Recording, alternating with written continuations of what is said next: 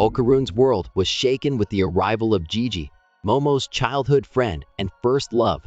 But plot twist, Gigi's less of a heartthrob and more of a walking comedy routine. And the worst part? Gigi's moving in with Momo. Meanwhile, Era's still convinced Momo's plotting a full-blown Ragnarok with Gigi as her demon sidekick. With chaos on her mind, Era bolts to gather her own squad because nothing says heroic plan like a little paranoia-fueled recruitment drive. Momo's world keeps spinning with all this chaos, while Okarun, heartbroken, decides to head home. But just as he's leaving, Momo steps in to say goodbye. Still, Okarun's heart felt like it was being twisted in a wrench. Meanwhile, Momo keeps arguing with her grandma about why Gigi has to stay at their house. But Gigi, the smooth-talking charmer, keeps calling her grandma auntie, instantly winning her over. Turns out, Gigi's parents are in the hospital, and their house needs a strong exorcism. At first, everything seemed fine, until Gigi spotted something unusual, a ghost. He tried convincing his parents, but they brushed it off. From that moment on, Gigi was able to saw ghost. Gigi tried exorcisms, but things took a dark turn. 3 out of 5 exorcists ended up committing suicide.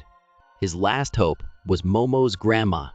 The grandma immediately declined, knowing her powers were only effective within Kamigo City. This left Momo to step up and take charge, handling the situation herself. Momo suspected that the golden ball might be the reason Gigi could now see ghosts, making it a key piece in this supernatural puzzle. The next day, Gigi shows up at school as a transfer student. Despite acting a bit strange, he wins the hearts of the girls until he drops the bombshell that he and Momo are living together. Naturally, her friends object, knowing that Momo's already got Okarun. Meanwhile, Okarun couldn't stop overthinking. He feared that Gigi's appearance would make Momo lose interest in him, sending his heart into a spiral of doubt. Okarun tries to distract himself with exercise, but his focus slips when Momo shows up.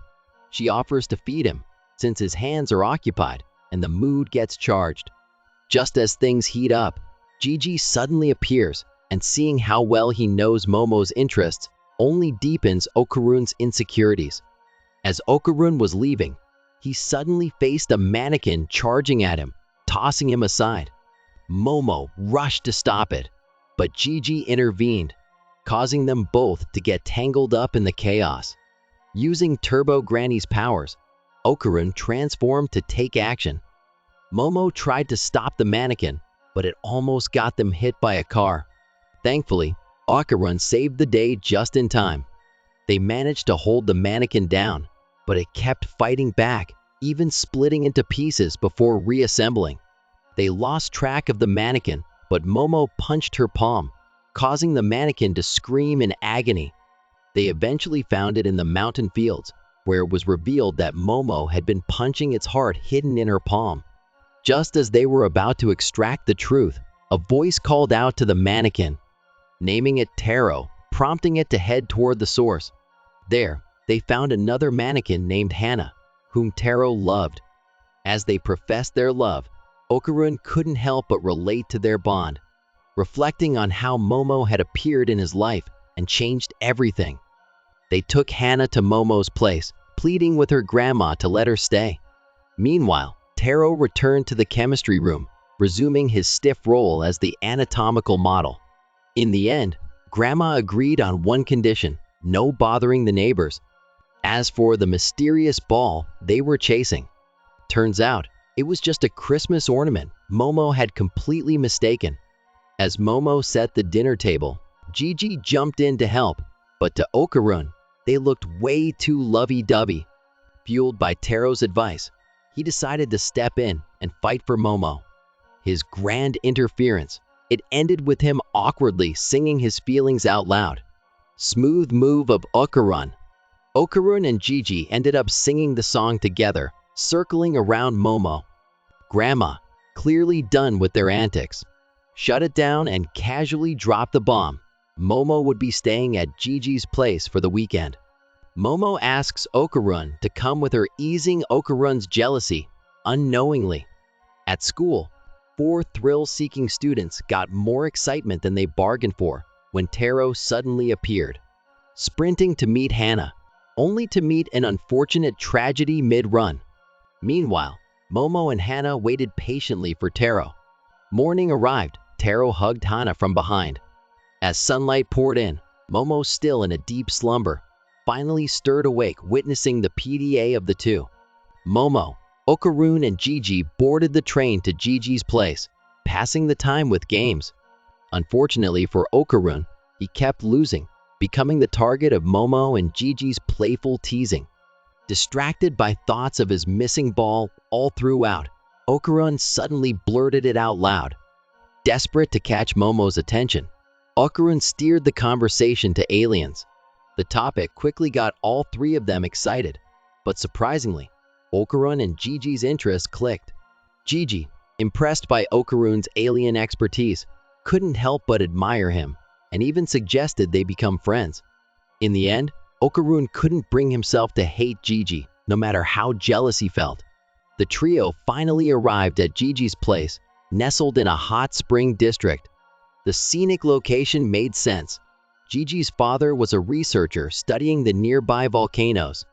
Unknown to them, unseen eyes were quietly tracking their every move, lurking in the shadows. Everything seemed fine, until Gigi revealed the endless stairs they had to climb to reach his house. By the time they arrived, Momo and Okurun were completely out of breath, questioning their life choices. But just as they were about to enter, Okurun felt a chilling gaze from behind. Unknown to them, entire townsfolk standing there, smiling creepily at them. After checking every corner of the house, they found nothing out of place. Momo assumed that the ghosts were simply hiding, making the house eerily quiet and peaceful. As Gigi went to grab some juice for her, Momo invited Okurun to sit beside her. Momo stood up, announcing she was heading to the hot spring. Okurun, suspicious, accused her of using the ghost excuse to sneak away. But Momo firmly stated there were no ghosts before confidently heading off to the hot spring. Despite Okurun having 0 knowledge or skills in soccer, the two ended up playing one. That's when things took a turn. Gigi and Okurun began confessing how they liked Momo. Neither was willing to back down. Just as Gigi thought he had the upper hand, Okurun suddenly remembered their accidental kiss, a moment that made him feel like the real winner against Gigi. Meanwhile, at the hot spring, Momo couldn't help but feel like she'd just be in the way of Gigi and Okurun. Just as she was about to step out of the hot spring, 4 creepy men suddenly appeared. It was then that she realized the hot spring wasn't just for women, it was co-ed. The 4 men slowly approached Momo, their creepy smile sending chills down her spine. Just as she prepared to strike, one of them suddenly grabbed her hands, pulling her off balance as she fought back.